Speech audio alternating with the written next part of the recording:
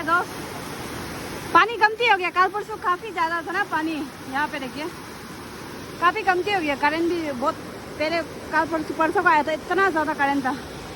आज का तो काफी कमती हो गया।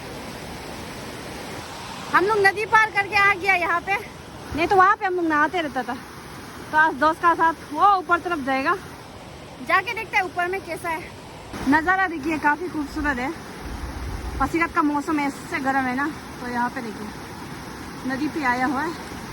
जंगल अंदर पे घुस गया अभी यहाँ पे, ये देखिए जंगल अंदर पे है, जा रहा है। यहाँ पे देखिए गाइस, हम लोग जंगल का अंदर आ गया हम और दोस्त। पर पानी का करंट काफ़ी स्पीड है, तो हम लोग वापस जाएगा नीचे। ये देखिए पानी का करंट कुछ ज़्यादा है यहाँ पे, वापस जाएगा। ये ओवर द स्पीड हुई।